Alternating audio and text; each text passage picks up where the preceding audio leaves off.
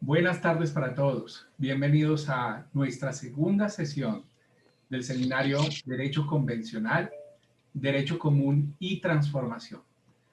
Recuerden que este seminario es convocado por la Universidad de Caldas en asocio con el Instituto Max Planck para el Derecho Público Internacional y el Derecho Internacional Comparado. Hoy es un gusto tener con nosotros a la profesora Paola Acosta de la Universidad Externado de Colombia, a quien doy un saludo inicial. Profesora, ¿cómo está? Muy buenas tardes, Milton. Muchísimas gracias por la invitación. Mil gracias, profesora. También saludo a Natalia Ocampo Galeano, investigadora de la Universidad de Caldas. Natalia, ¿cómo estás? Buenas tardes, doctor, y buenas tardes para todos. Muchísimas gracias a ambas por estar en este evento que hace parte de un programa de formación en Derecho Convencional y yo diría más allá del Derecho Convencional en Derechos Humanos. Tenemos el placer de tener con nosotros el día de hoy estudiantes de Argentina, de Perú, de Ecuador. Eso es más que satisfactorio, desde luego también de Colombia. Y a partir de hoy estamos vinculando también a profesores de distintas universidades y a varios litigantes, lo que nos alegra enormemente. Bien, la metodología del evento es muy sencilla. Vamos a empezar con la presentación de la profesora Paola Costa. Después le damos la palabra a Natalia Ocampo para que finalmente puedan todos los interesados formular sus preguntas a través del chat de Zoom o, si se da la oportunidad, vamos a ver si cada uno puede hacer esas preguntas a través de la activación del micrófono y el video. Dadas las cosas, escucharemos a la profesora Paola Acosta, magíster en Derecho Público, doctora en Derecho Internacional y Relaciones Internacionales. Como lo anuncié, investigadora de la Universidad Externado de Colombia. Dentro de sus áreas de trabajo está la relación Derecho Internacional y Derecho Interno, que será el centro de su presentación el día de hoy. Muchísimas gracias, profesora, por estar con nosotros. Muchísimas gracias, Milton. Buenas tardes a todas y a todos los colegas y futuros colegas. Para mí es un placer saber que tenemos estudiantes colombianos y de todas las regiones escuchando esta conversación. Quiero agradecer también a mis ya viejos amigos del Instituto Max Planck, a Mariana Morales y el profesor Bogdandi por permitirme este puente con la Universidad de Caldas y por supuesto a todos mis amigos y ya familiares del proyecto ICAL. Tal como lo señalaba el profesor Jiménez, tengo la intención de por un par de minutos sobre la nueva relación entre el derecho internacional público y el derecho nacional. El objetivo que tengo hoy no es tanto profundizar o desarrollar algunos conceptos específicos, sino más que todo sembrar algunas inquietudes teniendo en cuenta el público que nos acompaña. Como decimos en colombiano, mi intención es intentar sacudir un poco la cabeza y dejar varias pulgas en la oreja para que queden con interés y con ganas de leer un poco más sobre lo que hemos escrito sobre estos asuntos. Entonces, si me permites, Milton, voy a compartir la pantalla. Por favor, avísenme cuando ya están viendo la presentación. Así es, profesora, ya la estamos viendo. Bien, como les decía, entonces la idea es hablar un par de minutos sobre la nueva relación entre el derecho internacional público y el derecho nacional, haciendo un pequeño hincapié en las oportunidades y retos de los esquemas multinivel de protección de los derechos fundamentales. El plan de exposición es el siguiente. Voy a hacer un brevísimo recuento de algunas características actuales de lo que se conoce como el escenario jurídico global, cuál es ese panorama, cuáles son las consecuencias de esas nuevas características y algunas dificultades o retos, si quieren, que estas nos imponen y algunas de las alternativas que se proponen, para luego centrarme en la cuestión específica que hemos conversado en el marco de nuestro proyecto ICAL, y es la idea qué pasa con el constitucionalismo y la protección de derechos humanos en este nuevo escenario y cuáles son las oportunidades y los retos que tenemos entre manos. Entonces, sobre lo primero, respecto del panorama, creo que es muy importante que nuestros estudiantes sepan que la lógica de las relaciones entre el derecho internacional y el derecho interno no es la misma que hace un siglo cuando se pensaron las teorías originales que pretendían explicar esta relación, que son el famoso monismo y el dualismo. El monismo y el dualismo surgieron hace un siglo, cuando el derecho internacional no era ni un atisbo de lo que es hoy en día. Hoy en día vemos la creciente proliferación de normas de derecho internacional público que regulan cada vez más temas que otrora eran de competencia exclusiva de los estados. Vemos también la multiplicación de las organizaciones internacionales y con ellas de los tribunales internacionales y, por supuesto, de los procesos de integración, la multiplicación y el fortalecimiento de los procesos de integración y de las estructuras de supranacionalidad y supraestatalidad. A su vez, vemos la posibilidad de crear estructuras de hibridez jurisdiccional, es decir, la posibilidad de que se creen tribunales que tienen funcionarios nacionales y funcionarios internacionales para decidir asuntos que antiguamente eran solo competencia del derecho nacional. Vemos, por supuesto, también, y Latinoamérica es un particular ejemplo de esto, una apertura del derecho constitucional hacia el derecho internacional y la consagración de nuestros regímenes en nuestras constituciones de lo que se conocen como las cláusulas de articulación, es decir, esas cláusulas que le abren la puerta al derecho internacional y que permiten que el derecho internacional comience a ser derrotero del funcionamiento de los estados y por lo tanto de los operadores jurídicos nacionales. Y por supuesto, todo ello ha llevado a que los funcionarios nacionales, pero en especial los jueces nacionales, sean hoy en día agentes del derecho internacional, de quienes depende también la eficacia del derecho internacional público. En buena medida, la eficacia del derecho internacional público está hoy en día en manos de los funcionarios nacionales, cosa que antiguamente no se pensaba de esa manera. Este nuevo panorama implica que entonces hay una mayor interacción, tanto formal como informal, entre el derecho nacional y el derecho internacional, y por supuesto, entre los agentes nacionales y los agentes internacionales, que por lo tanto se desdibujen las fronteras entre los dos ordenamientos, que debamos enfrentarnos a la idea de que el derecho internacional y el derecho nacional no se separan, pero tampoco se unifican. Y esto es muy importante porque ello implica que entonces no podemos seguir pensando esta relación en términos de jerarquía como se ha hecho tradicionalmente. Y ello, por supuesto, implica que un mismo actor y un mismo asunto pueden estar regulados por múltiples regímenes de manera paralela. De acuerdo con Nico Krish, esto significa que el derecho se volvió posnacional. Si bien la esfera nacional retiene su poder y su importancia y mantiene muchas de sus lógicas de comportamiento, esa esfera nacional ya no es el ancla paradigmática de todo el orden y el Estado ya no es el único protagonista de la ópera jurídica. ¿Cuáles son las consecuencias de esto? Algunas de ellas, no me puedo referir a todas ellas el día de hoy, desafortunadamente, pero quizás las que para mí resultan más importantes para estos debates. La primera es que entonces está en jaque la lógica tradicional que pensaba que el derecho en clave unitaria y jerárquica. Eso implica que las teorías de monismo y dualismo, como bien lo dice nuestro querido profesor Bogdandi, son dos muertos vivientes que arrastran los pies, si recuerdo bien, o lo parafraseo, arrastran los pies por el aula académica y los debates doctrinales y jurisprudenciales. Eso quiere decir que nosotros debemos dejar necesariamente de pensar que el derecho internacional debe incorporarse o se incorpora a los ordenamientos nacionales. Eso en el caso específico colombiano, que es el que más he estudiado a profundidad, implica desterrar la idea de que el derecho internacional se incorpora y que las leyes aprobatorias de tratados son leyes de transformación de los tratados internacionales. Eso no es cierto.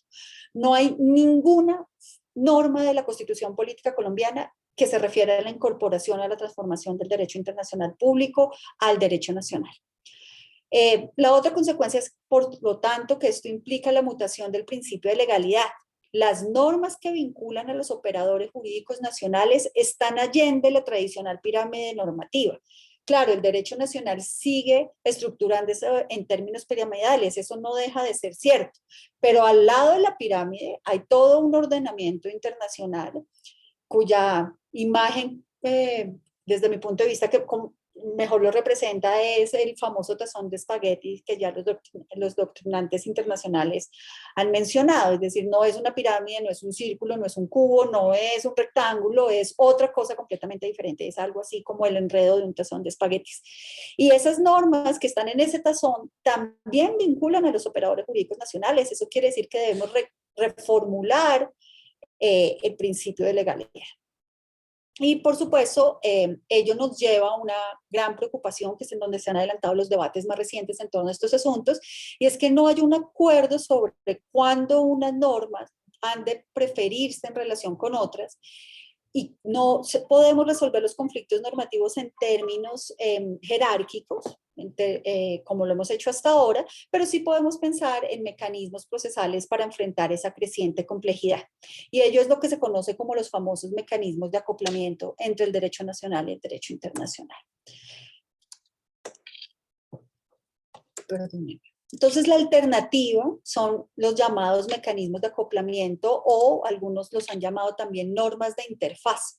Si bien no hay acuerdo sobre cuáles son los mecanismos de acoplamiento y cómo operan, sí, los debates en torno de ellos parten de un supuesto claro, y es que debe haber un reconocimiento mutuo entre el derecho nacional y el derecho internacional, y por lo tanto entre los operadores jurídicos nacionales y los operadores jurídicos internacionales.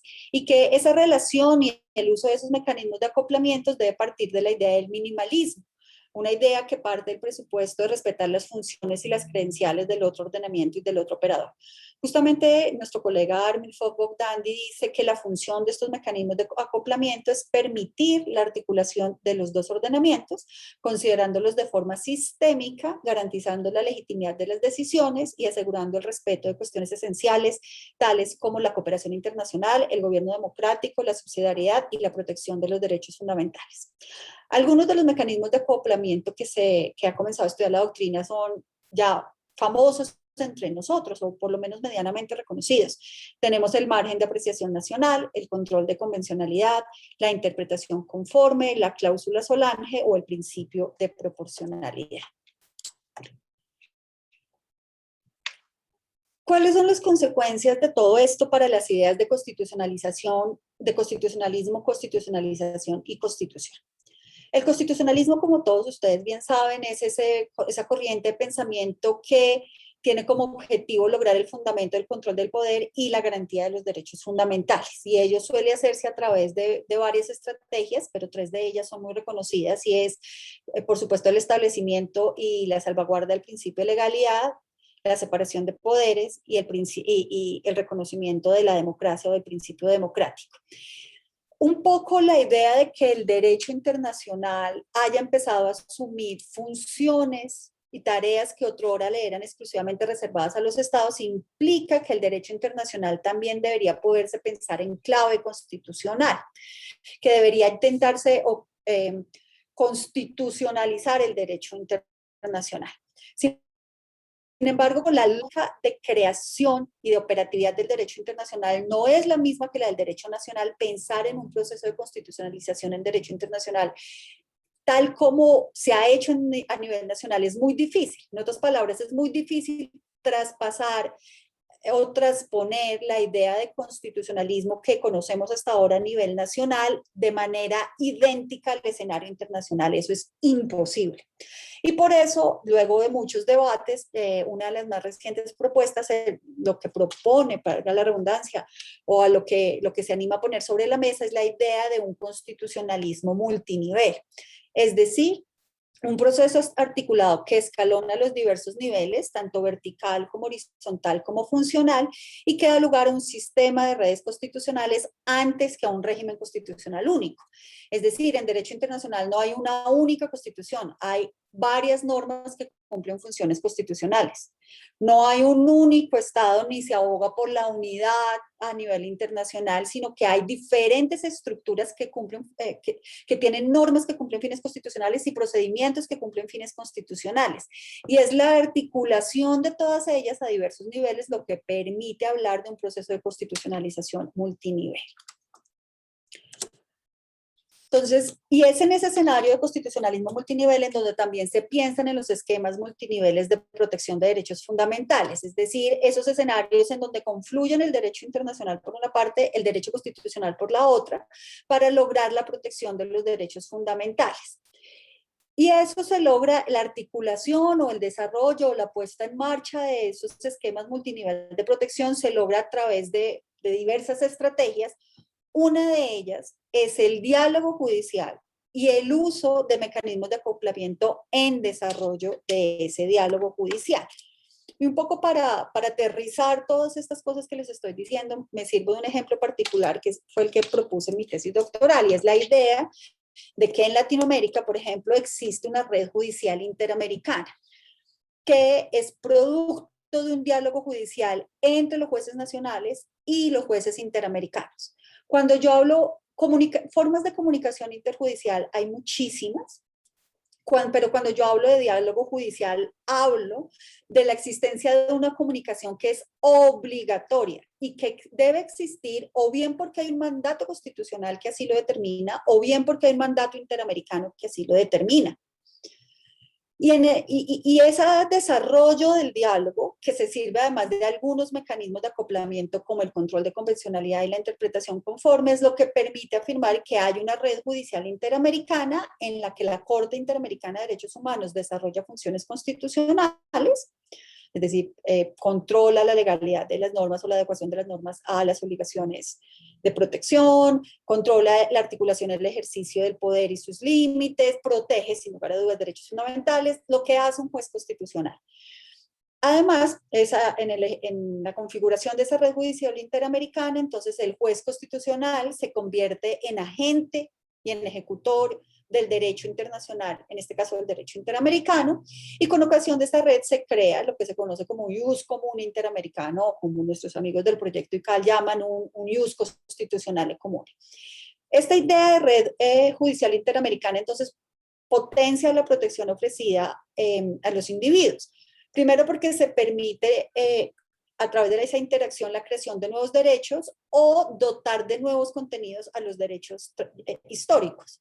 También porque permite crear o ajustar mecanismos o procesos de protección de los derechos fundamentales, facilita su efectividad de las sentencias judiciales tanto a nivel nacional como a nivel internacional, y dado que las consecuencias de ese diálogo se irradian no solo en los estrados judiciales, sino que implican toda la adaptación de los ordenamientos nacionales a los ordenamientos internacionales, ello facilita que la protección se logre antes de llegar a los estrados judiciales, que se fortalezca el esquema de protección a nivel nacional, que no sea necesario acudir a los jueces nacionales y mucho menos acudir al sistema interamericano, que como sabemos es subsidiario. Esto trae varias oportunidades. Lo primero, entonces, este diálogo que permite la construcción de esta red judicial interamericana y que es un poco consecuencia de toda esa mutación en las relaciones entre derecho internacional y derecho nacional, nos permite establecer unos estándares mínimos de protección que son consecuencia de esa conversación entre los jueces nacionales y los jueces internacionales. Ello permite elevar los parámetros de salvaguarda, facilita, por supuesto, entonces, la comunicación entre los diversos escenarios de tutela, nacionales e internacionales, pero también los diferentes escenarios de tutela judicial y no judicial, permite alcanzar una coherencia que aun cuando facilita la igualdad también es respetuosa de la diversidad. Hay muchos temas en los que la comunidad latinoamericana no se ha puesto de acuerdo y no puede ponerse de acuerdo de sopetón. Entonces, este ir y venir del diálogo permite ir articulando poco a poco los estándares mínimos de protección y, por supuesto, ese ius comune que se crea sirve como parámetro de validez de las normas tanto constitucionales como internacionales, y en ese sentido se erige como un derrotero para el legislador y en general como parámetro de conducta para el ejercicio del poder dentro del Estado y fuera del Estado. Estas son las oportunidades, pero esto también trae consigo varios retos. Lo primero, y creo que quizás uno de los más urgentes, pero también uno de los más difíciles, y lo digo porque yo me enfrento día a día a ello en mis clases, es cambiar la lógica tradicional de los abogados. Esta lógica de que el derecho internacional se tiene que incorporar en el derecho nacional, esta lógica del funcionario que le dice, bueno, pero ¿en qué código está esa obligación internacional, donde dígame cuál es la ley nacional que me dice que yo tengo que hacer eso. Cambiar ese chip es uno de los retos más urgentes y una de las prioridades más grandes que tenemos, sobre todo con las nuevas generaciones. Yo intento transmitirle esto a mis estudiantes de especialización y posgrados y doctorado, pero honestamente tengo más fe en los chiquillos de pregrado, porque a ellos no les han vendido todavía, o espero que las universidades ya no lo estén haciendo a nivel pregrado, esta idea de incorporación y esta idea de que la ley aprobatoria de tratado es una ley ordinaria que contiene el tratado, y esta idea de que el monismo y el dualismo son la explicación de las relaciones entre derecho nacional y derecho interno. Ese es uno de los primeros grandes retos. De la mano con eso viene entonces la importancia de asumir el nuevo rol de los operadores jurídicos nacionales. Los operadores jurídicos nacionales ya no son solo operadores jurídicos nacionales, también son agentes del derecho internacional. Y esta lógica de interacción y de diálogo debe extenderse más allá de la lógica de los derechos fundamentales. En Colombia, pero sé que en Latinoamérica, buena parte de los países latinoamericanos pasan por estos problemas, nos estamos enfrentando a las demandas de los inversionistas ante los tribunales de protección a la inversión extranjera, bajo un régimen de derecho internacional, con importantísimas consecuencias en términos de bienes públicos y de garantías de derechos fundamentales. Y si nosotros no extendemos estas preguntas y estas estrategias de diálogo y estas estrategias de interacción y esta superación de la lógica jerárquica también a esos otros regímenes, vamos a seguir teniendo problemas respecto a aspectos constitucionales esenciales como la propia protección de los derechos fundamentales. La protección de los derechos fundamentales, cuando ahora se logra, como les digo, a través de esquemas multinivel. Y por ahora les estoy hablando del esquema multinivel de jueces de protección de derechos fundamentales nacionales y jueces de protección de derechos fundamentales a nivel internacional. Pero ese multinivel debe extenderse a los tribunales de inversión o a los paneles de la OMC o a los escenarios de la Corte Internacional de Justicia o al Tribunal de Derecho del Mar, a todos los demás regímenes especializados de derecho internacional, porque sin duda la conversación con ellos es la que condiciona o facilita o entorpece la protección de los derechos fundamentales. Y es ahí donde también tenemos un grandísimo reto. Espero no haberme pasado el tiempo, Milton. Muchísimas gracias. Porque por ahora esto es todo lo que tengo que decir. Maravilloso, profesora. Mil gracias por su presentación. Totalmente esclarecedora, y desde ya tenemos varias preguntas que vamos a estar acumulando para el momento del panel. Muchísimas gracias. Muy bien, damos el paso a Natalia Ocampo Galeano. Natalia es estudiante de la maestría en Derecho Público, investigadora del grupo Poderes Públicos y del semillero de investigación FORO. Natalia nos hablará acerca del control político a la acumulación de poder presidencial. Muchísimas gracias, Natalia. Buenas tardes, muchísimas gracias a todos por este espacio. Inicio expresando nuevamente que esta ponencia partirá de la premisa según la cual durante la declaratoria del estado de emergencia económica, ecológica y social del año 2020, se ha dado una amplia concentración de poder en el Ejecutivo, pero a la par ha existido un mínimo control político. En este sentido, la ponencia partirá de los siguientes tópicos. Primero, se realizará brevemente un planteamiento del problema para comprender el contexto. Segundo, se darán unos fundamentos teóricos frente al tema y se partirá también de una teoría democrática como una solución o como el camino para la optimización de ese control político, y finalmente se plantearán una serie de reflexiones. En este sentido, el planteamiento del problema es el siguiente. Como todos lo sabemos, pues la Constitución del 91 preceptuó que el presidente sería tanto jefe de Estado como jefe de gobierno y suprema autoridad administrativa. Por tanto, que el gobierno nacional estaría conformado por el presidente de la República, por los directores de departamentos administrativos y por los ministros de despacho. Ahora, El mismo texto constitucional le otorgó al presidente amplias facultades, dentro de las cuales se encuentra la ordinaria, que es la reglamentaria, la de proferir decretos, resoluciones y órdenes para la correcta ejecución de las leyes. También hay otras facultades extraordinarias, pero para esto es de mencionar que el texto constitucional consagró la figura de los estados de excepción como aquella que es necesario aplicar en aquellos casos en los cuales sobrevienen circunstancias fácticas que amenazan la perturbación económica, ecológica y social de un país, o que implican graves calamidades públicas para este. En estos casos corresponde al presidente, con la respectiva firma de los ministros, decretar el estado de excepción. En virtud de todo ello, el presidente se encuentra revestido de amplias facultades, dentro de las cuales se encuentran las extraordinarias. Y acá es de mencionar una concreta, que es la facultad de proferir decretos que tienen fuerza material de ley. Es de aclarar que estos decretos deben estar encaminados únicamente a conjurar la crisis y a prevenir la extensión de sus efectos. Todo esto implica que las funciones del jefe de Estado se amplían en gran medida, pero que en esa gran medida es necesario que también se materialicen diversos controles a los actos de la administración. El primero de los controles es el judicial, atendiendo a que los decretos legislativos pasan a la Corte Constitucional para que ésta ejerza un control automático sobre ellos y decida sobre su constitucionalidad.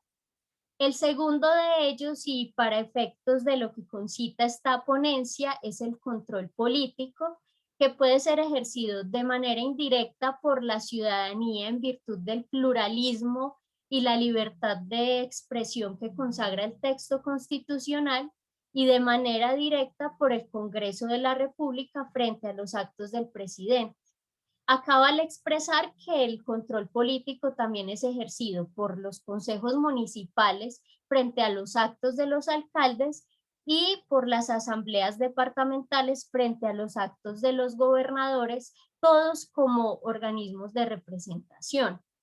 Ahora, para el caso del Congreso, y atendiendo a las amplias facultades encomendadas al Poder Ejecutivo, este puede en cualquier momento modificar e incluso derogar los decretos legislativos que expida el presidente, aclarándose que esta función es agregada a la de control político que puede ejercer el Congreso en cualquier momento sobre los actos de la administración. Todo este panorama es necesario mencionarlo, atendiendo a que dentro de esas facultades del presidente de la República se encuentra la de limitar en principio de manera justificada determinadas garantías. Garantías como el derecho a la libre circulación, las libertades individuales y el ejercicio de actividades económicas, entre otros.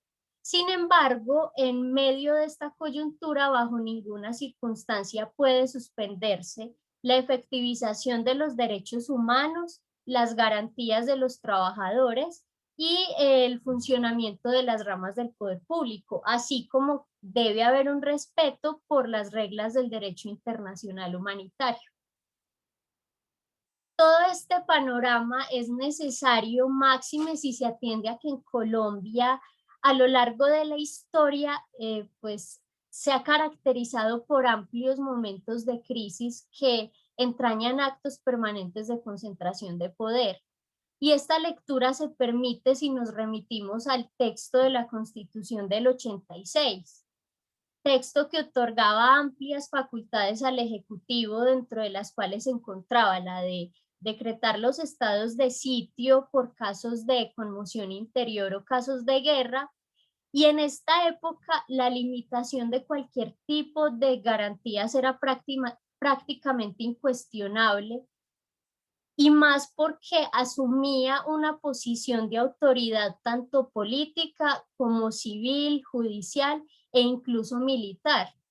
Puede decirse que todos estos aspectos partían de un presidencialismo fuerte, que, como lo expresaría Santiago Nino, hace parte de un modelo que, en tratándose de la ausencia de consensos que es propia de América Latina, no resulta ser funcional para efectos de la consolidación de los procesos democráticos. Dadas las cosas, esta época, también denominada la época de la regeneración, estuvo regida por una normativa que, aunque debía ser excepcional, tuvo una duración aproximada de 24 años en los cuales el Poder Ejecutivo ejerció actos inmensamente represivos y arbitrarios que iban en perjuicio de las garantías de la ciudadanía y pues eran incompatibles con un constitucionalismo democrático. Era necesario mencionar este panorama atendiendo a que, si bien la Constitución del 91 otorgó vastos roles al Poder Ejecutivo, también otorgó la posibilidad del ejercicio de controles sobre los actos de la administración, máxime durante los estados de excepción. Y en este sentido, regreso al tema del control político que tiene su origen no solamente en la Constitución Política y en la Ley Quinta del 92, sino además proviene de su concepto del Sistema Interamericano de Derechos Humanos y ha sido ampliamente tratado por la Corte Constitucional. Es de aclarar que durante la emergencia el Congreso de la República, además de modificar y derogar los decretos legislativos, también puede expedir leyes estatutarias en virtud de la crisis, aplicar moción de censura, solicitar rendición de cuentas, pero además, y este argumento ha sido muy abordado también por la jurisprudencia constitucional, pueden efectuar citaciones, nombrar comisiones investigadoras, entre otros aspectos propios, no solamente de la jurisprudencia, sino de la normativa ya citada en precedencia. Este control se encuentra relacionado con un control a la actividad, como lo denominaría Viscaretti, política y administrativa del Congreso, del presidente, perdón, donde el Congreso lo que hace es formular determinados interrogantes para efectos de que el gobierno dé las claridades y las explicaciones a que haya lugar sobre los mismos. Y es que es en atención a que somos un sistema presidencialista donde más se tiende a concentrar el poder, que es necesario efectuar los diversos controles. Y más si se atiende a, como lo expresaría Santiago Nino, cuando se trata de sistemas presidencialistas, se parte de la base de una expansión de procesos de discusión abierta que está fundamentada en principios, pero que son unos principios que a la par pueden encontrarse distorsionados cuando prevalecen en medio de los debates del país determinadas circunstancias como las dificultades para el acceso a la comunicación pública o una comunicación que carece de objetividad e imparcialidad, y hay una prevalencia de los diversos grupos de interés corporativo. Es acá donde adquiere mayor relevancia el tema de la rendición de cuentas que mencionaba con anterioridad, atendiendo a que, como lo diría Ackerman, la rendición de cuentas se encuentra también relacionada con un control de conductas que tienen que ver con la corrupción por el mal uso del poder público que se evidencia a través de sobornos, negocios personales, beneficios propios, siendo ese aspecto necesario a nivel gubernamental para efectos de una efectiva consolidación democrática. En este sentido es que parto o me adhiero a la teoría democrática con el objeto de buscar o propender por una optimización del control político en Colombia que ha sido mínimo en medio de la pandemia. y a la democracia, atendiendo a que también se trata de una época en la cual los procedimientos democráticos han pretendido ser ampliamente menguados. Y digamos que toda esta situación se adhiere a uno de los presupuestos del autor Levitsky, cuando expresa en una de sus obras que la democracia puede ser desmantelada a tan pequeños pasos que puede llegar a ser imperceptible para la ciudadanía. Y puede llegar a ser imperceptible porque se siguen celebrando elecciones con la regularidad requerida, las oposiciones en el Congreso siguen teniendo un espacio dentro de los congresos para expresarse, entre otros aspectos, pero que a la par está siendo desmantelada y menguada por parte de quienes detentan el poder. En este sentido, es pertinente efectuar un control que Lowenstein denominaría control interórganos, donde los actores que detentan el poder se encuentran constitucionalmente subordinados a la realización de determinadas tareas. Y digamos que es en razón de los riesgos frente al centralismo del poder que debe optarse, y acá me adhiero a la teoría de Gargarella, por buscar amplios momentos de deliberación que permitan evitar los excesos y que en este sentido pueda existir un acercamiento entre la ciudadanía y los representantes, atendiendo a que históricamente el distanciamiento que ha existido entre estos lo que hace es desalentar las discusiones colectivas. Y complementando este argumento, Robert Dahl expresaría que más allá del derecho al voto, es necesario emprender una búsqueda por unas elecciones o por una participación efectiva donde se pueda materializar la democracia de verdad, donde haya una ciudadanía inclusiva y donde se respeten los diversos desacuerdos. En un plano ideal y para efectos de menguar la concentración de poder y optimizar los controles, el autor Gabriel Negreto propondría excluir de las cartas constitucionales las facultades de proferir decretos legislativos para enfrentar la crisis y a cambio buscar algunos mecanismos que coadyuven con la solución de tensiones entre las diversas ramas durante la coyuntura. Pero digamos que pasando a un plano mucho más realista, si atendemos a los presupuestos planteados por Waldron, precisamente los desacuerdos integran una de las circunstancias que pueden enriquecer la deliberación democrática.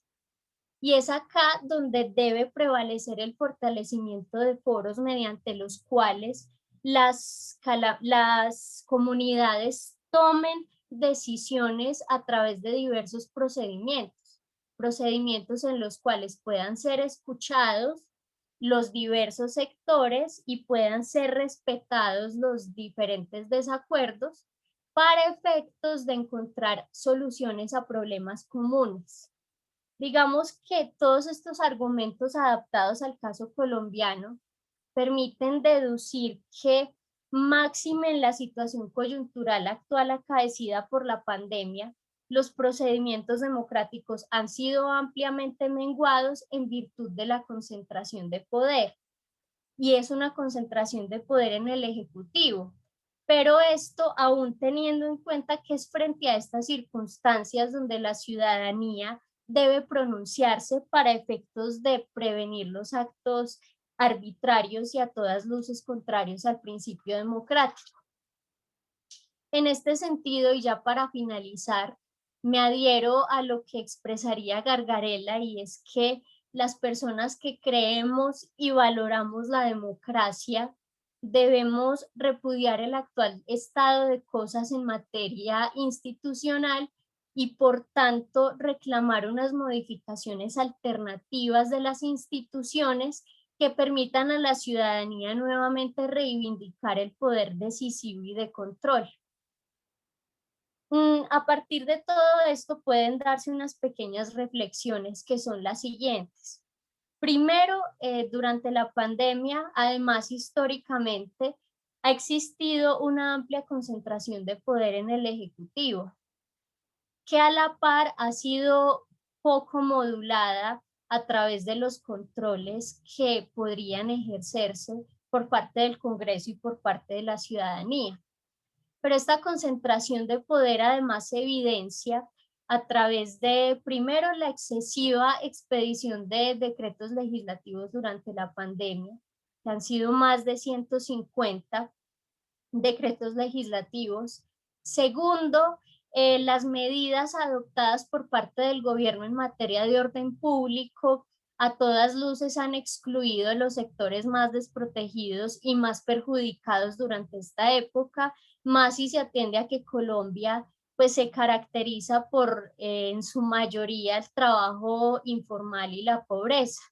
Eso significa que poco ha existido diálogo y negociación con los diferentes sectores durante la época y que es un diálogo que podría efectuarse no solamente dentro del ámbito nacional, sino además a nivel departamental y local. Pero pese a que parece un panorama desesperanzador, pues considero que es necesario tomarlo como una oportunidad precisamente para fortalecer los procedimientos democráticos, más en esta época. Muchas gracias. Mil gracias, Natalia, por esta presentación muy interesante y pertinente para el momento que estamos viviendo.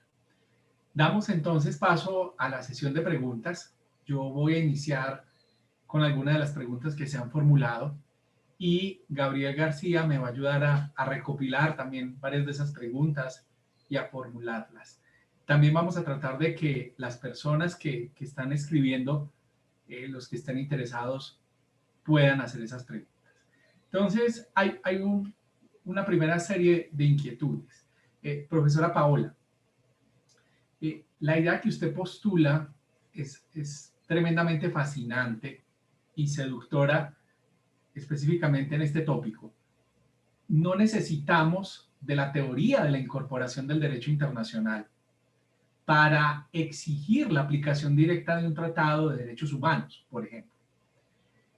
¿Cuál es el estado de la jurisprudencia constitucional?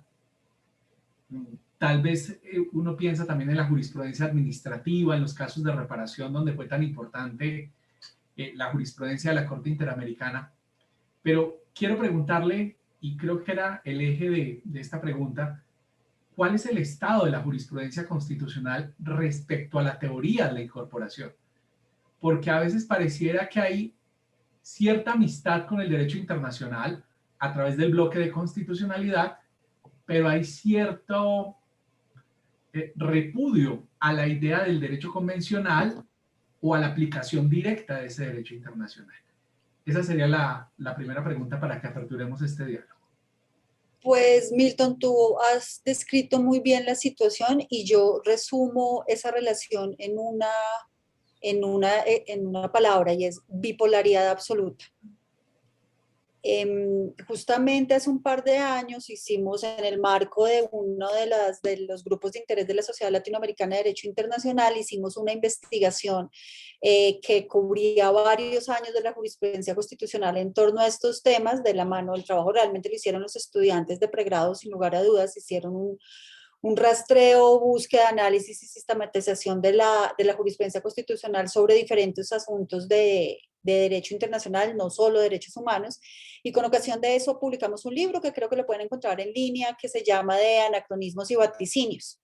Y las conclusiones que sacamos los investigadores del proyecto, que estaba liderado por mi compañera Juana Costa y por mí, es justamente eso, que la Corte Constitucional ha dado vaivenes profundos sobre lo que entiende por o cómo concibe la relación entre el derecho internacional y derecho interno. A veces dice que la jurisprudencia internacional es vinculante, después dice que no, a veces dice que el derecho internacional se incorpora, a veces dice que no, incurre en unos tecnicismos abruptos, gigantescos, diciendo, por ejemplo, que es el Congreso el que ratifica los tratados, sabiendo que eso no es así.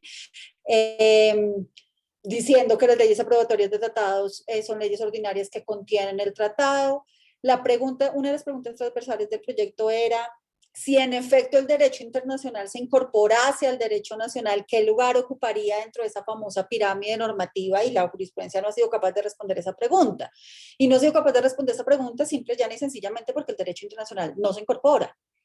Entonces, para responder muy concretamente a tu pregunta, la verdad es que la Corte Constitucional, bueno, también tengo que hacer una aclaración. Este libro se publicó, si mi memoria no me falla, en el año 2016 o 17, y es verdad que desde entonces la Corte Constitucional ha empezado a hacer un pequeño giro hacia la reconcepción de esta relación. Prueba de ello es la sentencia que hace el estudio previo de constitucionalidad del Tratado de Protección a la Inversión Extranjera entre Francia y Colombia.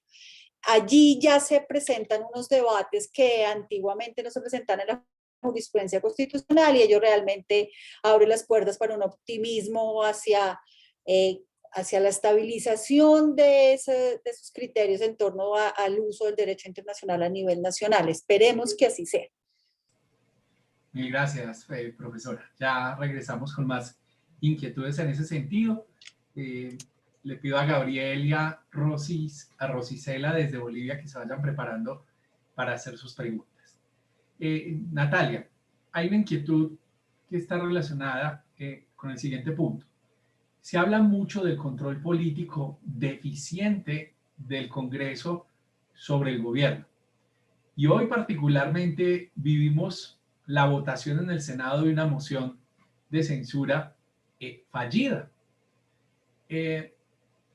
Aparte de pensar en este escenario de la moción de censura, ¿qué otros episodios podríamos señalar, sean lamentables o un buen ejemplo de ese control político? Ese es el primer elemento. Y el segundo es, se habla mucho de ese control político a nivel nacional, pero ¿qué tanto control político hay a nivel territorial sobre alcaldes y gobernadores? Gracias, Natalia. Te escuchamos. Listo, doctor. Bueno, pues digamos que el tema de los episodios de control político, aparte de, por ejemplo, el tema de la moción de censura, que pues lo hemos visto sobre todo en los últimos días y que hoy obtuvimos un resultado, digamos que existen diversos episodios con independencia de que en efecto puedan materializarse o no, o ser mínimos. Y como lo dije en algún momento, hay diversos mecanismos dentro de los cuales yo podría resaltar el tema de la rendición de cuentas. Y considero que el tema de la rendición de cuentas es relevante si se atiende a que precisamente a través de la rendición de cuentas es que podría controlarse el abuso del poder político que podría existir por parte del Ejecutivo.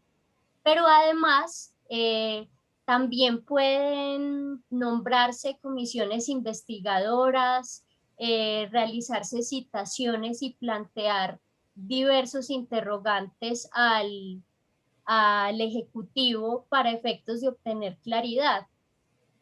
Yo sí preferiría en este caso también mencionar la importancia de la intervención ciudadana en medio de estos controles, atendiendo a que precisamente son los diversos sectores de la población quienes más afectados se han encontrado, no solo por el mínimo control político que ha habido para el Ejecutivo, sino además por las medidas adoptadas que han carecido en gran medida de negociación.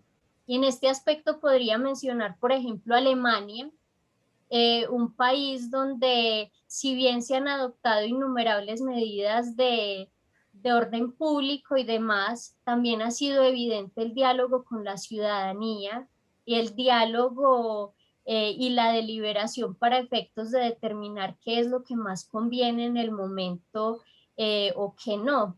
Entonces, digamos que eso sería por una parte. Y por otra parte, frente al control a nivel territorial, el que es efectuado por las asambleas departamentales y por los consejos municipales, yo, al menos la percepción que se tiene es que el control político, independientemente de algunos sectores de la oposición de los consejos y de las asambleas que presionan a través de sus criterios y de su opinión las decisiones, pues ha sido también mínimo, aun cuando yo considero que sería un paso muy importante para empezar a fortalecer los procedimientos deliberativos, que hayan citaciones de los sectores más afectados, que exista un diálogo efectivo entre el consejo y el alcalde, que soliciten aclaración respecto de determinadas medidas que, aparte de todo, se toman en muchas ocasiones a última hora, sin un acto administrativo, sino a través de un comunicado. Entonces, digamos que esa serie de circunstancias han demostrado que el control a nivel territorial, si bien es un paso importante para fortalecer la deliberación democrática, también ha sido mínimo a lo largo de esta coyuntura. Mil gracias, Natalia. Le damos la palabra a Rosy desde Bolivia. Hola, Rosy, ¿cómo estás? Muy buenas noches, y bueno, te estamos escuchando muy mal. ¿Puedes revisar tu micrófono? Te estamos escuchando muy mal. Otra vez. ¿Ahora? Ya mejoraste. Ok. Bueno, profesor Milton, muy buenas noches y también a ambas profesoras. En verdad, las ponencias que ustedes han compartido pues nos han ayudado mucho a comprender diferentes temáticas. En este caso, me dirijo a la profesora Costa. La profesora Costa hace un interesante análisis y propone de alguna forma soluciones. En este caso, en el contexto boliviano, se introduce el bloque de constitucionalidad y donde se ve cierta preferencia en la aplicación de jurisprudencia, tratados en materia de derechos humanos, que ha sido un gran avance sin duda alguna. Sin embargo, hemos notado los mismos desafíos que sufren seguro en Colombia. Cierta restricción, cierta oposición por parte de funcionarios judiciales a aplicar la misma, ¿no? Por desconocimiento o porque simplemente creen que eso se aplica a nivel internacional. Sin embargo, a través de las capacitaciones de estos funcionarios, se ha visto que pueden ser muy buenos resultados, ¿no? No ir a la CIDH, simplemente tratar de trabajarlo, de buscar una solución internamente. Sin embargo, profesora Costa, no sé si he escuchado, eso ha dado lugar también al control, a aplicar el control de convencionalidad desproporcionalmente, al habilitar la reelección del presidente Morales, yendo incluso en contra de la propia Constitución. Y no sé si dentro de su ponencia ha desarrollado estos casos. ¿Qué pasa cuando se es muy abierto al derecho internacional? Público en este caso, se es muy abierto, ¿cuáles serían las consecuencias? En este caso, el Tribunal Constitucional Plurinacional habilita la reelección del presidente Morales considerando el derecho político como un derecho humano, y esto tengo entendido llegó incluso hasta la CIDH, ¿no? En consulta para ver qué va a pasar con los demás en los demás estados, ¿no? Esa sería mi primera cuestionante. ¿Qué pasa en este caso? Fuimos muy amigables, así lo consideraría, pero se utilizó desproporcionalmente, afectando al mismo Estado de Derecho. Y en un caso, pues llegamos hasta estar acá, se vivió un contexto muy convulsionado, muy polarizado, el 2019. La otra pregunta, pues si no abuso mucho del tiempo, a la profesora Ocampo.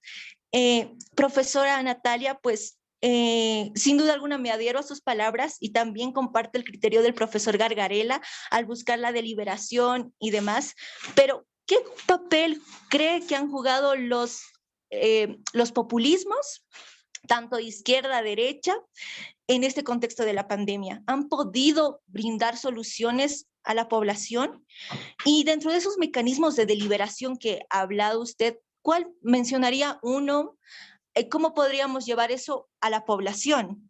¿No? ¿Cómo se podría trabajar en la población? Uno de esos mecanismos de deliberación, porque como usted decía, pues utópicamente suena muy lindo, ¿no? Llevar y podamos debatir, pero en países como Latinoamérica aquí abajo, pues no hay mucho esa separación de poderes, ¿no? Usted en el caso boliviano tenemos ese problema con el Tribunal Constitucional y tratar de que haya ese control en los demás niveles de Estado. El Estado boliviano es autonómico, ¿no? Tenemos un nivel autonómico, pero sin duda alguna yo podría decirle que los populismos en verdad, lejos de ayudarnos, pues han empeorado el contexto. ¿Y qué podríamos hacer frente a ello? La población, ¿qué podría hacer? Bueno, muchísimas gracias. Espero no haberme dilatado mucho. Excelente, excelente, Rosy. Muchas gracias. Profesora Paola, si le parece, empezamos con usted. Sí, claro. Rosicela, gracias por tu intervención que me da pie para pronunciarme sobre varias cosas. La primera es una cuestión que olvidé mencionar en la presentación y es que si bien la idea de bloque de constitucionalidad es una de las tantas cláusulas de articulación que se ha pensado en el constitucionalismo latinoamericano, el bloque solo abarca el 0,1% de las normas internacionales vinculantes para nuestros estados. Paradójicamente, las normas sobre derechos humanos son las menos comunes en las obligaciones internacionales del Estado. Entonces eso se me olvidó decirlo y por eso creo que es importante cuando hablamos de esta relación dejar de obsesionarnos con bloque, que es algo que en Colombia pasa muy a menudo, que todo el mundo cree que el bloque es lo que nos va a solucionar esta problemática y no es así. Lo segundo es que bien, como bien tú lo señalas, la cultura en torno a estos nuevos paradigmas de relacionamiento es quizás lo más importante, es la manera de avanzar por el camino más acertado en torno a estos asuntos. Por eso yo hablaba de la importancia de conversar con nuestros estudiantes más jóvenes.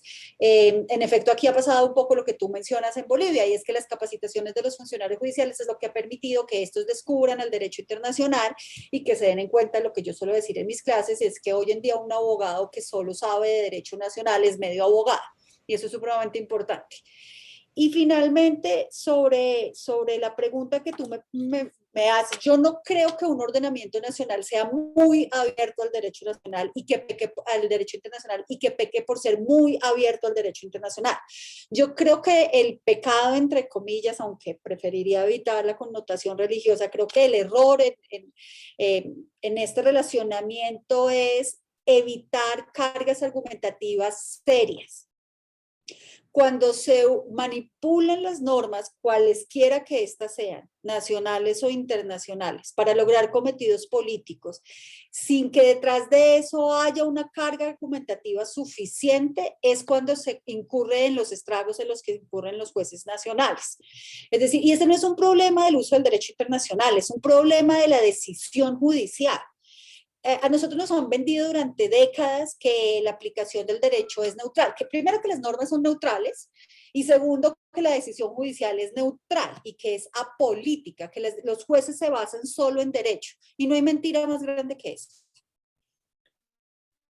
Los jueces fallan en derecho, sirviéndose del derecho, haciendo interpretaciones políticas, económicas, sociales y culturales del uso del derecho.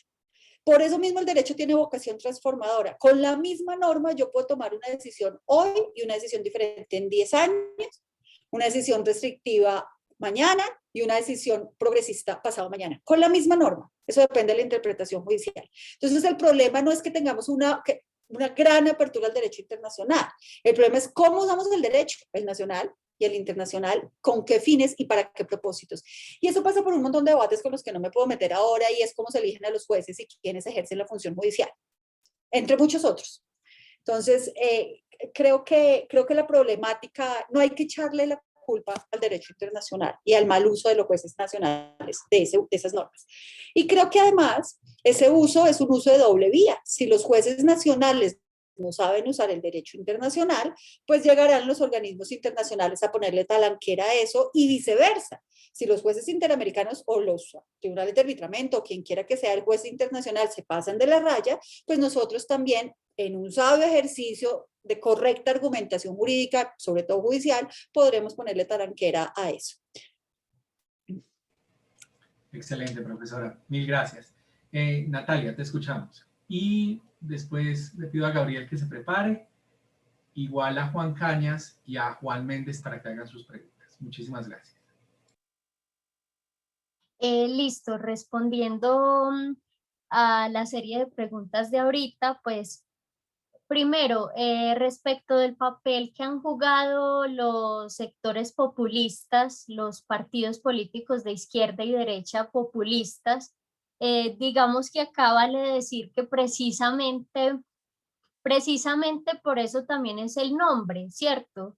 Digamos que a nivel general, cuando se trata de propuestas o de decisiones populistas, en principio lo que eso hace es, si bien acumular espectadores o si bien acumular seguidores, entre otros aspectos similares, digamos que para efectos de fortalecer o de ayudar o de buscar optimizar un control real a los actos de la administración, han sido poco efectivos. Digamos que los sectores populistas menos se han pronunciado, o si se han pronunciado, porque obviamente los ha habido, pues digamos que su influencia, su impacto en cuanto a la materialización efectiva de un control ha sido mínima. Y esto se ha evidenciado en las diferentes medidas que se han tomado y que se toman no solamente a nivel nacional, sino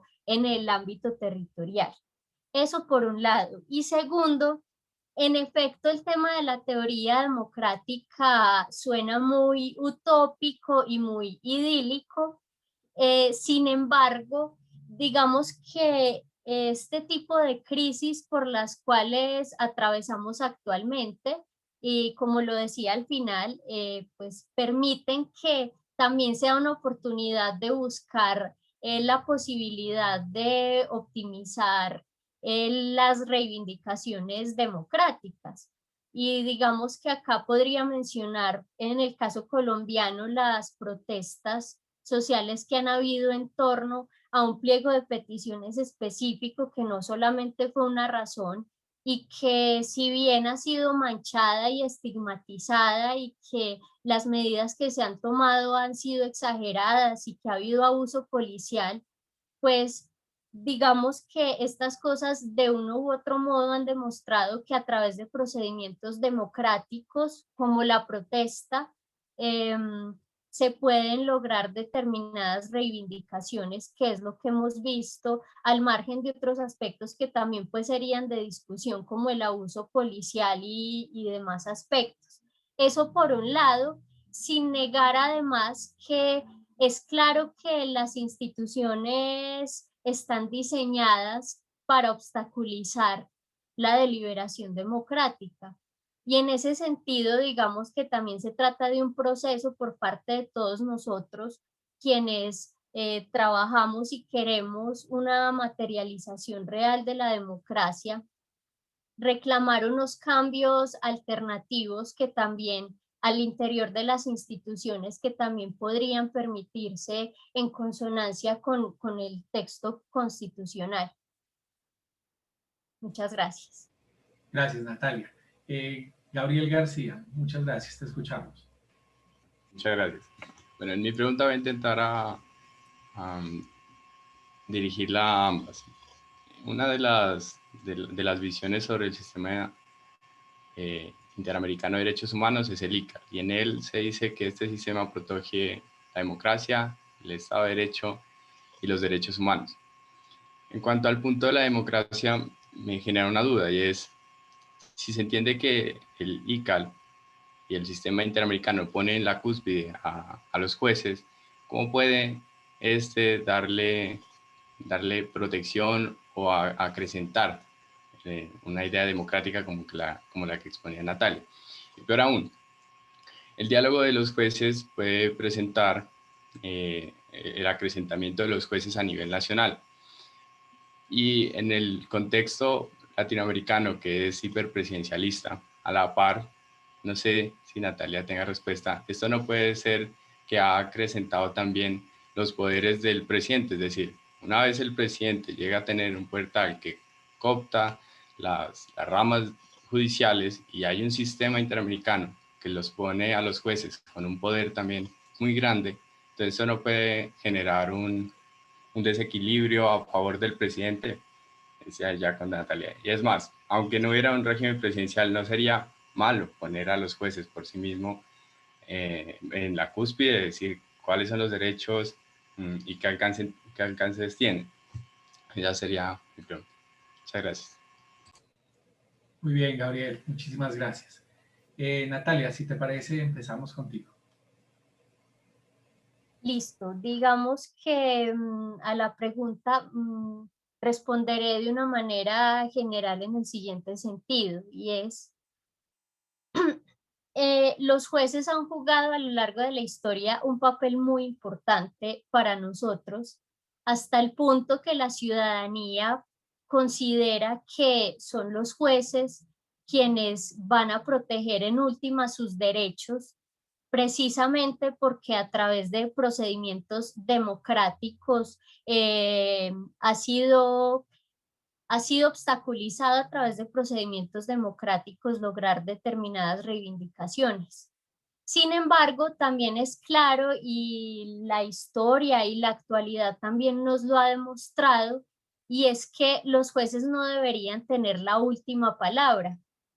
Pero bien, los jueces asumen un papel muy importante en un sentido, y es que ellos a través de sus decisiones podrían precisamente también fortalecer y proteger los procedimientos democráticos ya existentes. Entonces, digamos que es necesario que haya un justo medio al momento de... Es necesario que haya un justo medio al momento de buscar una solución o un equilibrio entre las diversas ramas del poder público. Más ahora, donde se ha evidenciado que en efecto existe una preferencia por el poder judicial, pero también ha existido esa preferencia porque se ha evidenciado que, por ejemplo, por parte del Congreso no se ha ejercido un control efectivo, en los debates legislativos no hay una inclusión real de la ciudadanía, y han habido decisiones hito judiciales que han hecho que también grupos minoritarios de la sociedad consideren que son los jueces los que deben decidir en este sentido. Pero entonces, precisamente en este sentido, reitero lo que expresaba ahora, y es que los jueces no deben estar en la cúspide, pero seguirán teniendo un papel relevante para efectos de proteger los procedimientos democráticos y los derechos cuando haya lugar. Pero digamos que acá sí es necesario también por parte de los ciudadanos buscar procedimientos de deliberación, si bien difíciles, que permitirían equilibrar la concentración de poder en el órgano ejecutivo, que ha sido evidente y que también se evidenciaría en regímenes que no sean presidencialistas cuando se trata de cooptar las ramas del poder público. Entonces, creo que esa sería mi respuesta. Gracias. Muchas gracias, Natalia. Profesora Paola, mil gracias. Gracias, Gabriel, gracias por la pregunta. Creo que lo primero es que de entrada hay que hacer una aclaración. Creo que hay una malinterpretación de lo que propone el proyecto ICAL. El proyecto ICAL no propone que los jueces estén en la cúspide del ordenamiento ni en la cúspide de la estructura de organización del Estado. No obstante, sí ha reivindicado el protagonismo de los jueces en esa construcción del derecho común, en la protección de los derechos fundamentales y incluso en la reivindicación del proceso democrático. Y ese protagonismo, repito, que no cúspide, tiene una explicación en lo que estaba mencionando Natalia, y es el contexto latinoamericano en el cual los parlamentos no han cumplido con su tarea de representación y los ejecutivos han desbordado el ejercicio del poder. Pero claro, ese contexto latinoamericano puede variar. ¿Hasta cuándo los jueces van a seguir siendo los aliados de la ciudadanía para la garantía del Estado social de derecho? Claro, no es lo mismo hablar de nuestra primera corte, de la gran corte de oro y de los grandes maestros, que hablar de los recientes jueces constitucionales en Colombia, y creo que eso se puede aplicar para otros colegas latinoamericanos. Es decir, ¿hasta cuándo vamos a seguir defendiendo a la Corte constitucional con todo lo que ha pasado recientemente. Y no hablemos de la Corte Suprema, por favor, y bueno, el Consejo de Estado ha estado un poco más en la retaguardia de los escándalos, por fortuna. Entonces, claro, protagonismo del juez en el ICAL, sí, justificado en un contexto, pero eso no puede, ese protagonismo no puede ser perenne, y estoy segura de que no va a ser perenne. Y justamente esa es una de las críticas grandes que se le han hecho al proceso ICAL, de las críticas constructivas, y respecto a las cuales el proceso ICAL ha comenzado a pronunciarse. El proyecto ICAL tiene muchas críticas que son propias de estos debates académicos. Una de esas es porque, por ejemplo, usted se centra en la protección de derechos humanos a nivel regional y no en los procesos de integración que tienen tanta incidencia también. Otra es por qué los jueces sí, los parlamentos no. Y ahí el proyecto ICAL tiene unos retos grandes, retos que se están asumiendo de la mano con todos sus investigadores, bajo el liderazgo de Armin y de Mariela, y es unos retos que ustedes, estudiantes, necesitamos que comiencen a abordar. Hay unas vetas de investigación y de trabajo muy grandes y muy importantes, y es, si ustedes ya vieron, ese protagonismo está probablemente mandado a recoger, pues pensemos en alternativas, cuáles son las opciones. Yo soy una firme defensora de que muchas de las decisiones que se han tomado en los tribunales no las deberían tomar los tribunales. Yo eso lo tengo claro, pero ¿cuál es la alternativa en un contexto en donde los parlamentos no funcionan y el Ejecutivo se desborda? También soy consciente de que hay muchas decisiones de la Corte Interamericana que no las debería estar tomando la Corte Interamericana. Pero todo eso depende, de nuevo, del contexto, y el proyecto se debe al contexto latinoamericano y se explica en el contexto latinoamericano. Por eso el protagonismo de los jueces en el proyecto. Muy gracias, profesora. Juan Méndez Parra va a hacer su pregunta. Muchas gracias, Juan. Buenas noches. Para la profesora Acosta, el profesor Gargarella ha dicho que en Latinoamérica hay sistemas ejemplares y hay cortes o tribunales constitucionales que están a la vanguardia, y cita a la Corte Constitucional de Colombia. Sin embargo, dice que el avance de la Corte Constitucional de Colombia no se debe al sistema, sino a personas. De ahí que lo que se veía en la primera corte, pues cada vez es menos, ¿sí? Digamos, ha habido como un descenso, si se quiere, en la protección, en la garantía de los derechos económicos, sociales, culturales. Entonces mi pregunta va dirigida en ese sentido: ¿cómo hacer para que la protección multinivel de los derechos humanos dependa más del sistema que de las personas, dependa más del sistema que de los magistrados que llegan a la Corte Constitucional y interpretan, pues, las normas? Gracias. Gracias, Juan. Yo creo que tienes razón y no hace falta que eches mano de un colega argentino para explicar esa situación. Creo que lo que dice Gargarella lo podemos ver, cualquier ciudadano a pie lo puede ver y cualquier estudiante de derecho lo puede apreciar. Ese es un riesgo que es muy difícil de manejar, y yo creo que se me ocurren un par de alternativas de primera, pero seguro no son las únicas. Lo primero, hay que repensar el sistema de elección de magistrados y los requisitos para acceder al ejercicio del Poder Judicial de las altas cortes. Creo que en eso, por ejemplo, sin ser perfecto, creo que podrían seguirse los pasos del Comité de Escogencia respecto de la Jurisdicción Especial para la Paz. Creo que ese proceso nos dejó muchos aprendizajes, buenos y malos, qué se debe hacer y qué no se debe hacer, o qué se debe mejorar. Eso, creo que en términos institucionales, pero eso de todas formas sigue dejando en manos la Administración de Justicia en seres humanos. Y yo creo que mientras que la Administración de Justicia esté en individuos, pues los riesgos de los vaivenes, de las ideologías, de las convicciones, de la capacidad argumentativa de los procesos de formación no se puede evitar. Sin lugar a dudas, se pueden hacer más ajustes institucionales, sistemas de pesos, de contrapesos, controles, un mejor ejercicio del poder disciplinario, por ejemplo, un mejor ejercicio del poder penal, por ejemplo, el proceso de elección, como mencionaba, pero eso no nos va a evitar la humanidad. y mientras que la humanidad esté ahí tenemos que seguir lidiando con eso, pero creo que es mejor ser conscientes de esa humanidad, reconocerla, asumirla y no seguir negándola como nos han hecho, como nos han enseñado hasta ahora en todas las clases de introducción al derecho, en donde nos dicen que la aplicación y el uso del derecho es neutral y es político. Entonces creo que habría que partir por ahí. Muy interesante. Juan Cañas, ¿ya está por acá? Sí, un saludo para todos.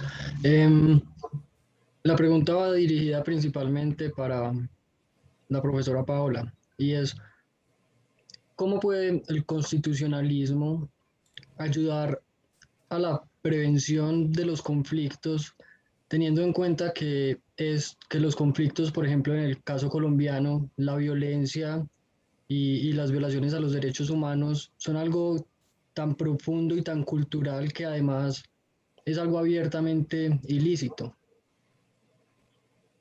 Esa es. Gracias, Juan. Yo honestamente creo, o sea, yo soy una convencida de la vocación transformadora del derecho, porque además crecí en la generación en donde el derecho constitucional transformó este país. Yo estoy convencida de la vocación transformadora del derecho y creo que todos los conflictos deben gestionarse a través de la institucionalidad, pero también soy consciente que la institucionalidad y el derecho no son suficientes, no son la única vía y que éstas deben articularse con otras, como los procesos sociales per se. Y sobre todo, y por eso he sido profesora por más de 20 años, con la educación jurídica, pero no solo la educación jurídica, la educación ciudadana en general. Yo creo que muchos de los conflictos, creo que mucha de la violencia de este país está arraigada en muchas convicciones atávicas que nos dejó el desastroso proceso de colonización española y que y ustedes sabrán que, como dice Anthony Anjo y otros autores, la colonización no es algo que ocurrió hace unos siglos y que se quedó ahí, sino es algo que sigue ocurriendo a través de múltiples formas de manipulación de los estados, de los ciudadanos a nivel nacional, es decir, colonización a través, por ejemplo, de la apertura hacia las empresas multinacionales, por ejemplo. Yo creo que todas esas funciones que se han arraigado socioculturalmente han alimentado la violencia por años. Que además muchas de esas convicciones han hecho imposible que la institucionalidad funcione como deba funcionar. Y creo que hasta que no se superen esos vacíos socioculturales, es muy difícil que el derecho logre solucionarlos. Entonces, yo creo que el derecho es una pata de la mesa, pero no puede ser la mesa entera. Creo que sin educación y sin transformación sociocultural es muy difícil superar la violencia que agobia este país. Yo creo que mientras sigamos pensando en términos elitistas, en términos racistas, en términos homofóbicos, en términos violentos en general, no vamos a poder superar la violencia. Diga lo que diga la Constitución y diga lo que diga el derecho internacional. Entonces, creo que son cuestiones que se retroalimentan, pero no, y que deben pensarse mancomunadamente, porque de manera estancada va a ser imposible enfrentarnos a procesos de transformación en Latinoamérica, y eso no aplica solo para la violencia en Colombia, aplica para la desigualdad en Bolivia, o para lo que está pasando en Brasil, por ejemplo, o para lo que ocurre en México. Creo que eso aplica en general para los procesos de violencia y de discriminación endémicos que hay en nuestra región. Mil gracias, profesora. Natalia, ¿vas a intervenir?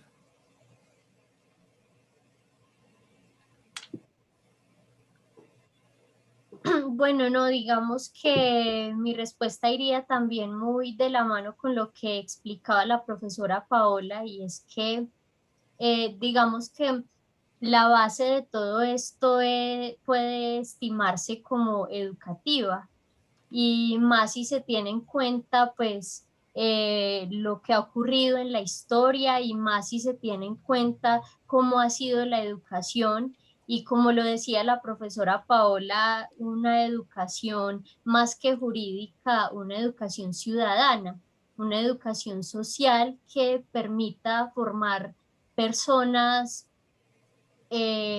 humanistas y que tengan ese sentimiento de empatía y ese sentimiento de inclusión frente a la diferencia. Entonces, creo que esa sería mi respuesta. Gracias, doctor. Y gracias. Bien, vamos con la última parte de este conversatorio. Le damos la palabra a Jorge García y después a Tomás Henao.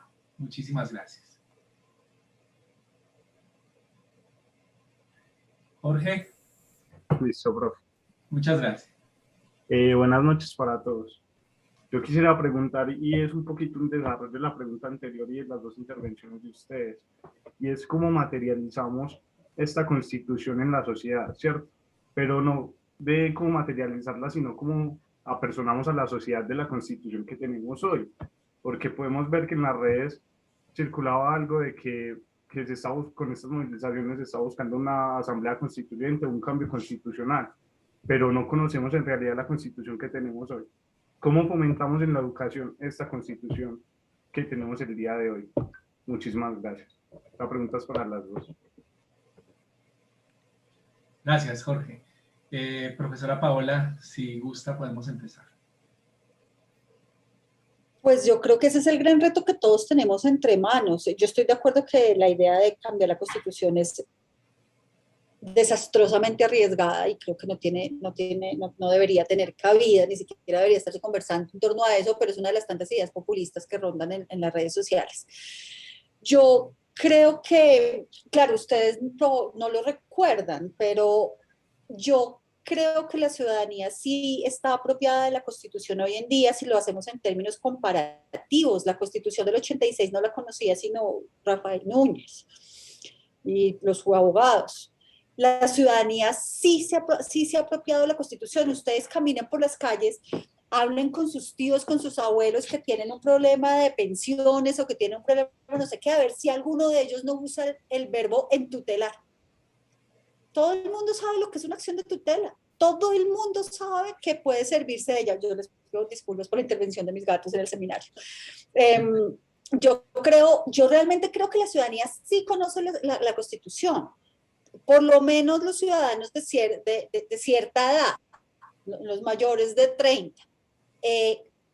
Creo que eso no obsta para que sigamos trabajando en la apropiación de la Constitución por parte de la ciudadanía. Yo creo que la mejor manera de eso es haciendo clase a la calle. Y es que ustedes, los estudiantes, conversen con sus papás, con sus tíos, con sus abuelos, que seguramente ya saben lo que es la Constitución, pero que los ayuden a limpiarse de tantas falacias que circulan hoy en día. Yo hago un ejercicio con mis estudiantes, ni siquiera con los de Derecho, sino con los de Metodología, y los pongo a identificar falacias en las redes sociales. Es divertidísimo. Cuando uno se sienta con los papás y empieza como a desmitificar muchas ideas que tiene, desde, no hablándoles en términos técnicos de derecho constitucional, pero sí en un lenguaje constitucional traducido a lo cotidiano. Y eso lo puede hacer uno con el taxista con el que uno conversa en estos trancones. Por ejemplo, bogotanos, ustedes tienen la fortuna de no vivir en esto, pero si yo paso un trancón en Bogotá por clase de derecho constitucional, y así con las personas que nos ayudan en la casa, yo creo que ese es un deber que los que tenemos acceso al conocimiento jurídico tenemos con aquellos que no tienen acceso a ese conocimiento. Y esa es una manera de transmitir el derecho constitucional del boca a boca. Por fortuna, el derecho constitucional no tiene muchos tecnicismos, no es el derecho penal, ni el derecho tributario, ni la seguridad social, esas cosas tan difíciles de entender y perdón, a los que se dedican a eso, tan hartas, sino el derecho constitucional se puede conversar desde lo cotidiano, desde lo que está pasando. Y ya que los medios de comunicación están cooptados y que no podemos contar con ellos, pues nos toca a nosotros. Y pues yo creo que las redes sociales, ustedes los jóvenes que se dedican a eso, yo ni siquiera tengo Twitter por una cuestión de salud mental, creo que ustedes tienen ese deber. Yo estoy profundamente, siendo una admiración profunda por mis estudiantes con ocasión de lo que ha pasado los últimos años. O sea, lloro de la emoción. Yo veo que han sacado infografías, que han hecho videos cortos, que han hecho hilos de tweets explicando las cosas, desmintiendo todas las ridiculeces que se dicen en las redes. Eso es clase de derecho constitucional, eso es ciudadanía, eso es responsabilidad social. La manera de protestar no es solo saliendo a las calles, que también, eso, convencer al tío de derechas que sus ideas arraigadas pueden superarse. Y si la pregunta es cómo, la respuesta es múltiple, les ha dado un par de opciones y yo honestamente creo que la respuesta está en ustedes. La Constitución que hoy amamos es producto de un movimiento estudiantil y yo estoy convencida de que el cambio que nos espera en breve es producto del movimiento estudiantil.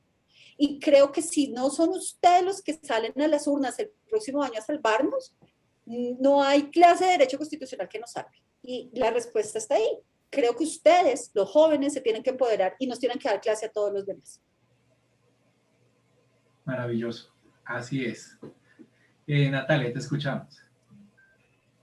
Bueno, quiero hacer mención a algo que sucedió hace días y precisamente con todo este tema de la Asamblea Nacional Constituyente y demás, pues yo publiqué en Twitter que era el colmo pretender una Asamblea Nacional Constituyente cuando ni siquiera conocíamos bien la Constitución. Y en este sentido, pues me adhiero a uno de los comentarios que me hizo el doctor Milton frente a esa publicación, y es que más allá de conocerla, porque digamos que a nivel general la ciudadanía en efecto sabe lo que está en la Constitución, al menos muy a nivel general, es necesario dialogarla, debatirla, conversarla. Entonces, digamos que me sigo adhiriendo a ese presupuesto dialógico y de conversar con las demás personas y de preguntarles qué piensan y de explicarles algunas cosas de ser necesario. Y esto, digamos que me remite a la autora Amartya Sen, cuando él expresaba en una de sus obras que, por ejemplo, la justicia podía lograrse, digamos, no pensarla como un ideal, sino a través de casos concretos. Y casos concretos es que uno en el lugar de trabajo lleve a cabo un acto justo, por ejemplo, un acto que esté bien respecto de los demás.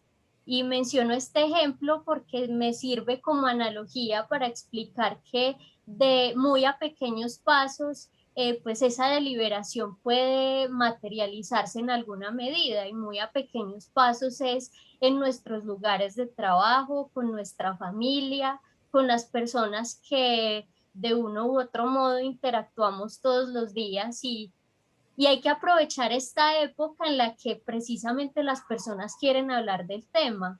Si uno sale a la calle, uno va a la tienda, las personas están hablando de lo que está pasando ahora.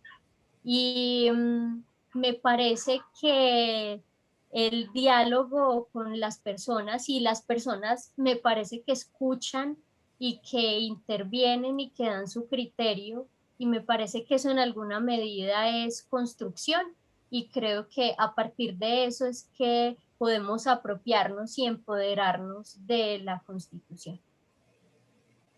Muy bien, Natalia, muchísimas gracias. Tomás, te escuchamos para cerrar la sesión. Gracias, profe. Es un placer conocerlas a las dos y espero que todos estén muy bien. Bueno, lo que les quería preguntar, ¿me están escuchando bien? Primero que nada. Sí. Bien. Quería preguntarles algo y tal vez cayó como anillo al dedo para cerrar la sesión con respecto al derecho internacional y lo podemos ampliar a todo el derecho. ¿Qué es lo que sucede entre mis propios compañeros cuando nos ponemos a hablar del tema ejemplo derecho internacional? Pareciera que hay una crisis en creer en él. ¿Y cómo podemos ampliarlo al propio derecho? Si me permiten mencionar lo que pasó hace 2 días con el Palacio de Justicia en Tuluá. Pareciera que nuestra sociedad no confía en la misión de justicia, porque ni siquiera sabemos qué es lo que hacemos, ¿verdad? Lo que mencionaban hace un momento con las propuestas populistas de una Asamblea Nacional Constituyente, así. Quisiera preguntarles, ¿creen que eso es así? ¿Y qué harían ¿Qué harían para revertirlo? ¿Qué podría hacer yo? Esa serie. Eso es lo que les quisiera preguntar. Gracias, Tomás. Mm, Profesora Paola, muchas gracias. Yo creo que en efecto el derecho está en crisis, pero creo que ha estado en crisis siempre.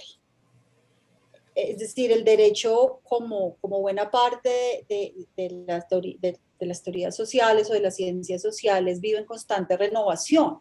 Y ello es así porque se quedan cortos en enfrentar los fenómenos que están llamados a comprender o a regular. Yo, en efecto, tratándose del derecho internacional, que es mi área de experticia, creo que el derecho internacional está en crisis, creo que el derecho internacional nació mal, ya se ha desarrollado mal y se usa por lo general mal. Lo que pasa es que aquí nosotros intentamos ver el vaso medio lleno y no medio vacío.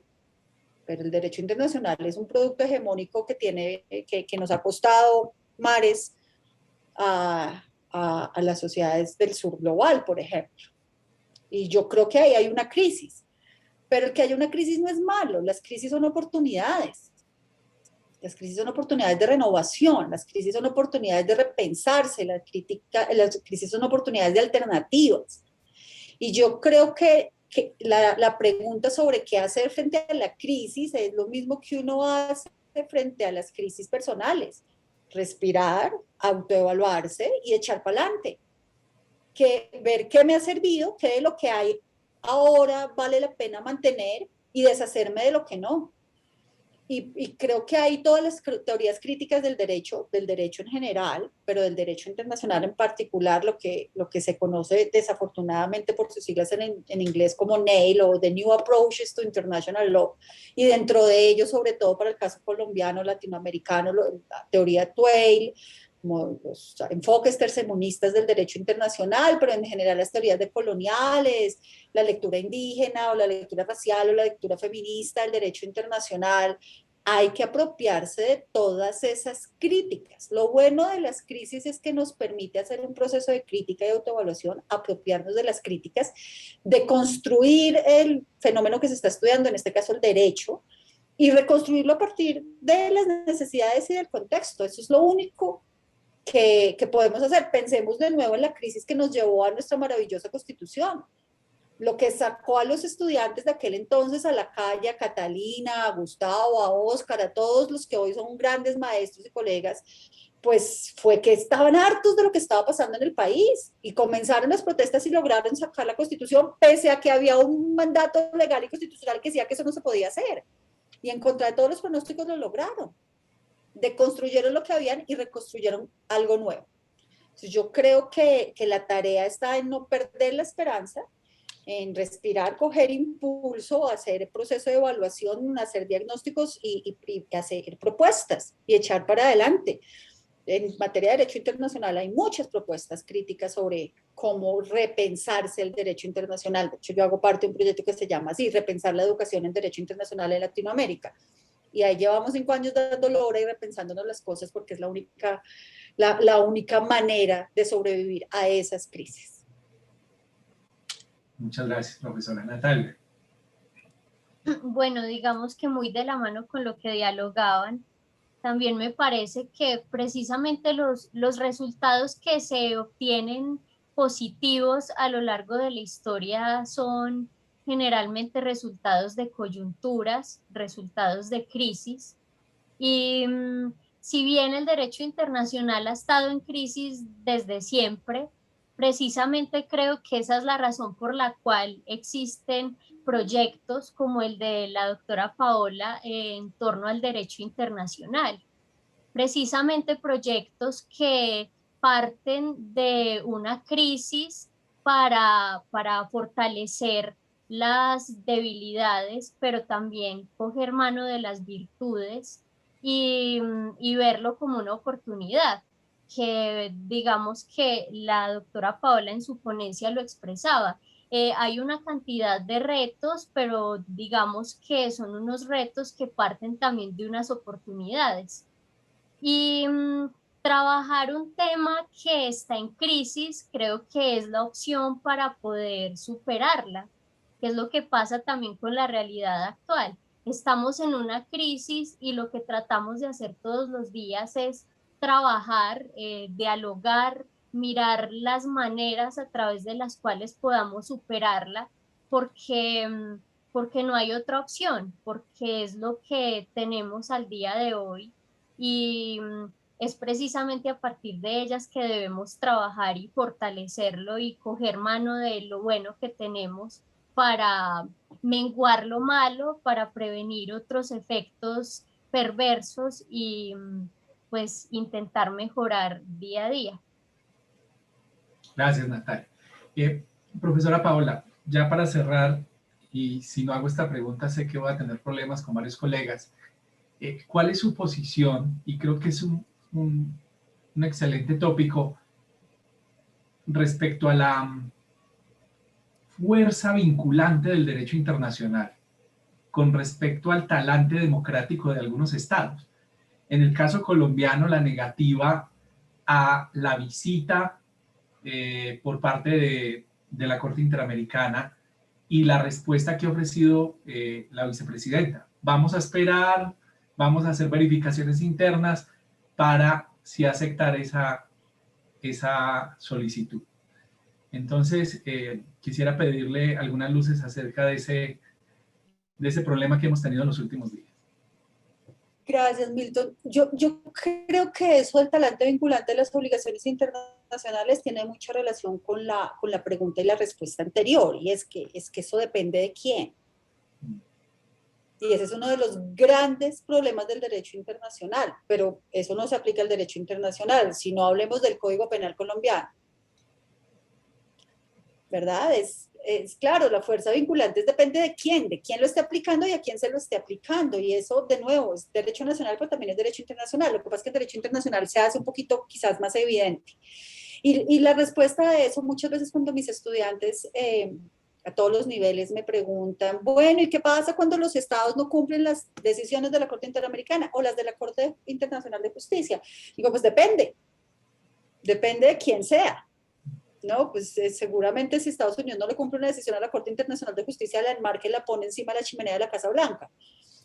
Pero si Colombia no le cumple una decisión a un tribunal, o bueno, no hablemos de Colombia para no hablar de nosotros, pero no sé, si Mozambique no le cumple una decisión, pues probablemente va a tener muchos problemas, quizás no jurídicos, y ahí es donde está el problema, sino económicos y políticos. De nuevo, con muchas de las decisiones del sistema interamericano, paradójicamente, nosotros tenemos una altísima tasa de cumplimiento de las órdenes interamericanas, y de eso también tenemos libros publicados. Lo de la visita de la Comisión Interamericana yo creo que se explica en la coyuntura, en la ceguera de los actuales mandatarios, y más que en su ceguera, en su torpeza política, no tanto jurídica. Y es claro, la comisión no puede romper fronteras y aterrizar en Colombia, porque sí, eso no lo haría la comisión. Pero ¿cuáles van a ser las consecuencias de que el Estado no reciba a la comisión? Las consecuencias políticas y económicas, no solo con el sistema, sino con los demás estados de la región y con sus amigos de toda la vida, con los Estados Unidos. A ver si no la van a dejar pasar. Tengo entendido, me pareció leer en medio de mi corre-corre que ya salieron a decir que sí, que los reciben cuando quieran. Yo supongo que es porque se dieron cuenta del error que habían cometido. Y de nuevo, yo frente a lo de la vinculatoriedad del derecho en general, les sugiero que estudien teoría crítica. Y de nuevo, no me pregunten por el derecho nacional, hablemos del Código Penal colombiano. Creo que la respuesta pasa por quién usa el derecho y respecto de quién. Totalmente de acuerdo. Muchísimas gracias, profesora Paola Acosta, por su generosidad. Nos ha dejado muchísimas afirmaciones muy apasionantes, muy provocadoras también. Gracias a Natalia por su solidaridad, por la excelente presentación que nos dio y que nos obliga a reflexionar sobre la necesidad de incrementar y optimizar nuestra práctica democrática. Un saludo para todos los estudiantes de nuestro seminario y para las personas que después a través de YouTube y Facebook podrán ver esta sesión. Un abrazo para todos y mil gracias. Muchas gracias a todos. Feliz noche. Gracias, profesora Paola. Muchas gracias. Feliz noche. Gracias, Natalia. Gracias a todos. Un saludo muy fraterno.